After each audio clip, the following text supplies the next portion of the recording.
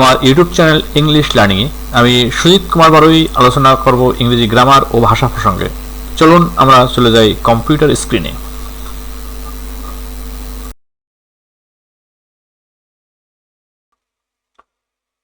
আজকে আমরা শিখব টেক কোশ্চেন পার্ট 3। এই পার্ট 3তে আমরা বিস্তারিতভাবে সাবজেক্ট সম্পর্কে আলোচনা করব, অর্থাৎ subject selection. Take question part 3তে সাবজেক্ট সিলেকশন কিভাবে করতে হয় সেটা আমরা বিস্তারিতভাবে এবং নির্ভুলভাবে শেখার চেষ্টা করব। তো আমরা প্রথমে দেখি যে যদি বাক্যে এরকম থাকে সামথিং, নাথিং, এভরিথিং, তাহলে সাবজেক্ট হিসেবে হবে ইট। যেমন নিচে উদাহরণ দেওয়া আছে, নাথিং ইজ ইম্পসিবল হবে কি ইজেন্ট, ইজ ইট। তাহলে নট গেল কই? এই নাথিং এর ভিতরেই নট আছে, অর্থাৎ নাথিংটা নেগেটিভ অর্থ বহন করে বিধায় এখানে নট আসে নাই। কিন্তু যদি এরকম হয়তো এভরিথিং ইজ ইম্পসিবল, তখন হয়তো ইজেন্ট ইট, তখন নট আসতো। বা সামথিং ইজ ইম্পসিবল এরকম থাকলেও ইজ নট ইট আসতো বা ইজেন্ট ইট, কিন্তু নাথিং এই কারণে নট আসে নাই। তো আমরা রুল 1 শিখলাম সাবজেক্ট হিসেবে ইট কখন আসে। সামথিং, নাথিং, এভরিথিং যুক্ত যে কোনো সাবজেক্ট হিসেবে ইট আসে। আরগুলো তো আমরা এমনিতেই জানি, বিগত পিছনের পর্বগুলোতে আমরা শিখেছি। রুল 1। এরপরে রুল 2তে আমরা দেখি সাবজেক্ট হিসেবে আরো ইট আসে কোথায়? ইট আসবে না এখানে, সাবজেক্ট হিসেবে শি, জানি এস এইচ ই।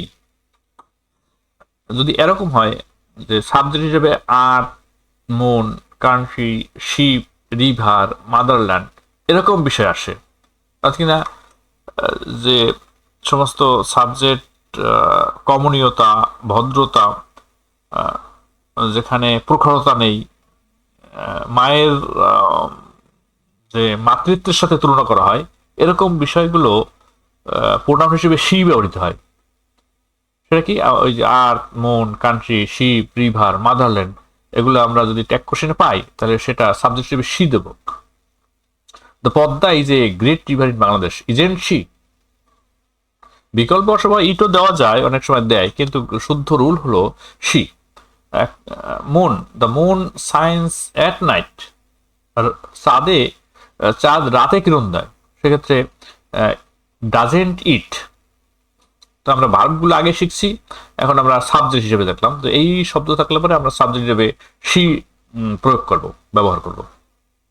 এটা গেল রুল 2। এরপরে আমরা দেখি রুল 3তে কি বলছে। 3তে আমরা দেখি কোন কোন ক্ষেত্রে দে হয়।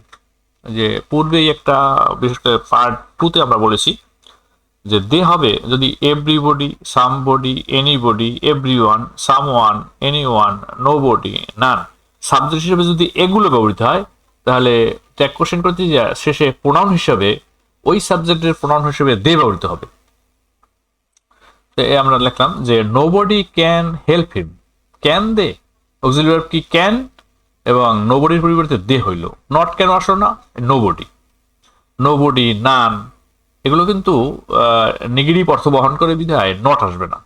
তবে যদি এরকম হইতো এভরিওয়ান ক্যান হেল্প হিম, তখন হইল ক্যান দে, ক্যান নট, এখানে ক্যান নটের সংক্ষেপ হলো ক্যান, তাহলে হইতো ক্যান দে। তো আমরা আশা করি দের বিষয়টা বুঝলাম। এ ব্যাপারে আরো আমরা এটা 4 দেখি। 4 কি বলছে? যদি এরকম হয় সাবজেক্ট হিসেবে all of them, some of them, every of them, most of them, many of them এরকম ভাবে বাক্যে ব্যবহৃত হয়, তাহলে ওই সাবজেক্টের পরিবর্তে দেই ব্যবহৃত হবে। যেমন most of them are students, aren't they. এই যে অক্সিলারি ভার্ব আর আসলো নট এবং সাবজেক্ট আসলো দে, আরেন্ট দে। এই ধরনের বাক্যগুলোকে এরকমই প্রয়োগ করতে হবে, দে। আমরা রুল 4 শিখলাম। এরপরে রুল 5 দেখি এক্ষেত্রেও কিভাবে দে ব্যবহৃত হয়।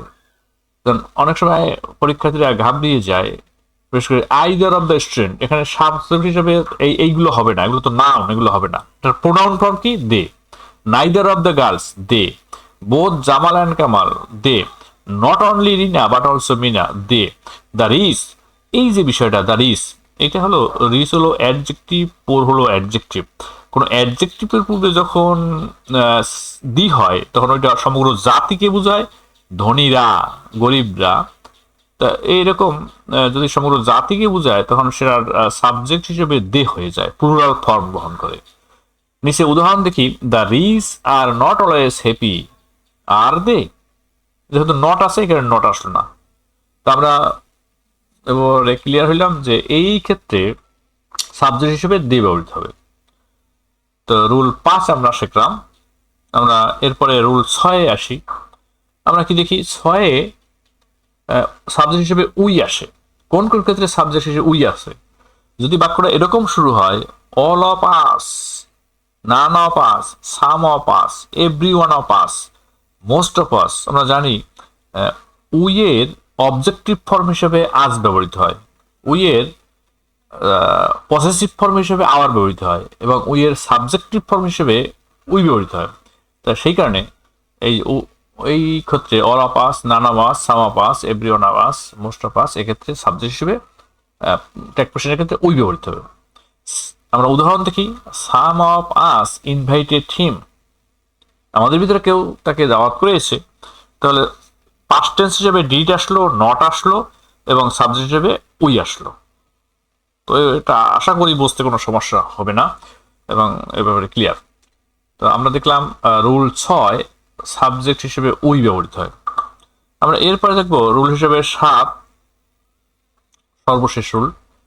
এখানে আমরা দেখবো উই কোথায় কোথায় ব্যবহৃত হয়। উই, তাহলে আমরা দেখি উই ব্যবহৃত হয়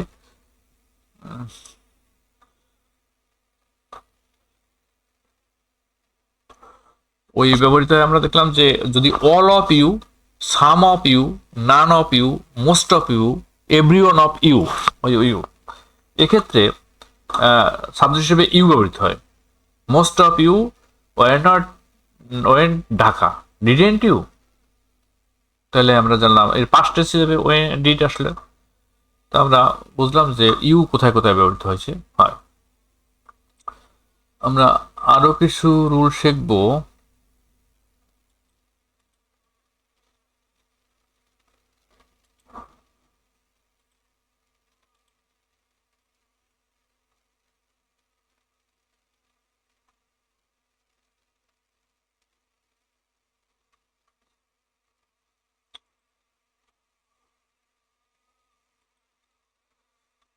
আমরা আরেকটা পয়েন্ট দেখতে পারি যে এটা যেহেতু এটা হলো রুল রাইট না, আর দেখার কিছু নাই।